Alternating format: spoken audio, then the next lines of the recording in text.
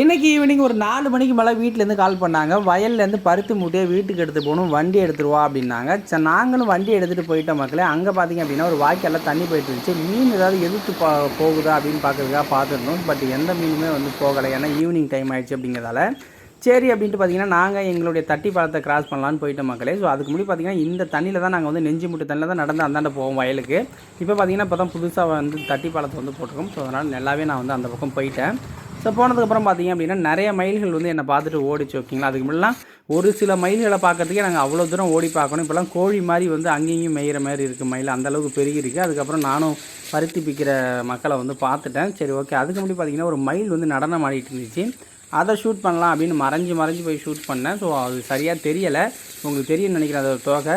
அதுக்கப்புறம் பார்த்தீங்க அப்படின்னா பருத்தி மூட்டையை தூக்கிட்டு வீட்டுக்கு வந்துட்டோம் மக்களே. ஸோ இதுபோல் இயற்கை சூழல் உங்கள் ஏரியாவில் இருக்கா அப்படிங்கிறத கமெண்ட்டில் தெரியப்படுத்துங்க. நன்றி.